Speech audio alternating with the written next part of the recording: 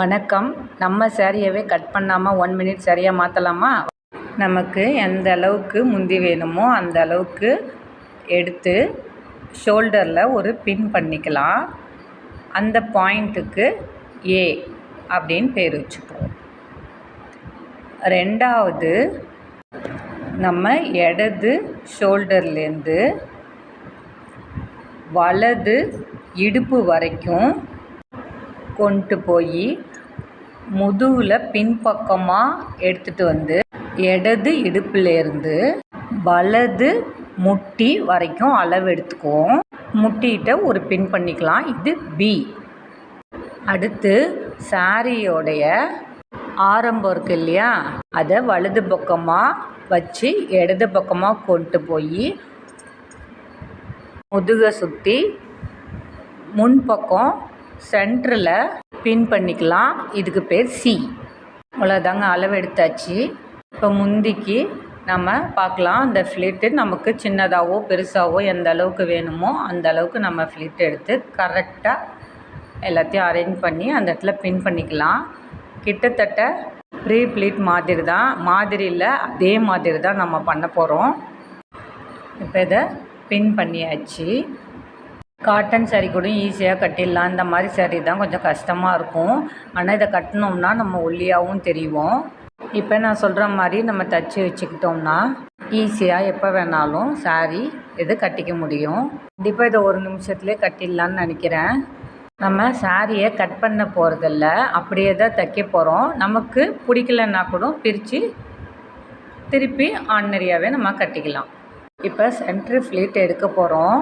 பிக்கும் சிக்கும் மிடில் இருக்கிறது தான் இப்போ நமக்கு சென்ட்ரு ஃப்ளீட் வரும்.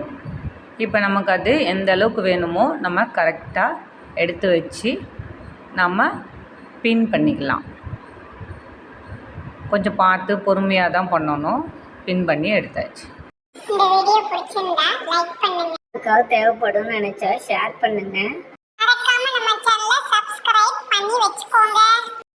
முந்தி பாயிண்ட் ஏ இருக்கு இல்லையா, அந்த இடம் இப்போ தைக்க போகிறோம்.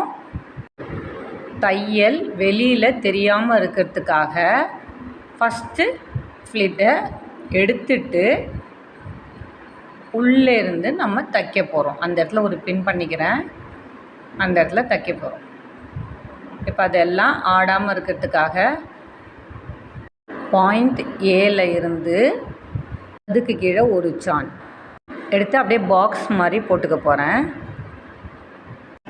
3 பக்கம் தைச்சாச்சு. இப்போ வெளியில் இருக்க இந்த பின்னை எடுத்துட்டு சரியாக பார்த்து 4வது தையலும் போட்டுடுறேன். இப்போ ஒரு பாக்ஸ் ரெடி. இங்கே பாருங்கள், தையல் உள்ளே இருக்குது, வெளியில் தெரியல நமக்கு. இப்போ சென்ட்ரு ஃப்ளீட்டு தைக்க போகிறோம். இது தையல் வெளியில் தெரிகிற மாதிரியே பாக்ஸ் போட்டுக்க போகிறோம். நம்ம உள்ளே சொருவும் போது இது வெளியில் தெரியாது. பார்த்து கரெக்டாக எல்லாத்தையும் அரேஞ்ச் பண்ணி தைச்சிக்கலாம். மேலேருந்து முதல்ல ஆரம்பிக்கலாம். தைச்சி முடித்தாச்சு. அந்த ஃப்ளீட்டு வர்ற இடம் கொஞ்சம் தூக்கிட்டு இருக்கோம் இல்லையா, அந்த இடத்துல நடுப்புற ஒரு தையல் போட்டுக்கிட்டேன். இப்போ நமக்கு ஈஸியாக இருக்கும். அவ்வளோதாங்க, நம்ம 1 மினிட் சாரீ ரெடி. இப்படி பார்த்திங்களா, நம்ம சாரீ தைச்சிருக்கோன்னு சொன்னால் மட்டும்தான் தெரியும். ரொம்பவே நல்லாயிருக்கு. இந்த சென்ட்ரு ஃப்ளீட் பாருங்கள், தொபருங்க ஸ்டிச்சிங் கொஞ்சம் கீழே லைட்டாக இறக்கியும் இருக்குது. ரொம்பவே நல்லாயிருக்கு. இப்போ சாரீ எப்படி மடிக்கிறதுன்னு பார்க்கலாமா? சாரியோடைய ஆரம்பத்தையும் சென்ட்ரு ஃப்ளீட்டையும் ஒன்றா வச்சு எந்த அளவுக்கு நம்மளால் திருப்பி மடிக்க முடியுமோ அந்த அளவுக்கு மடித்து எடுத்துக்கலாம்.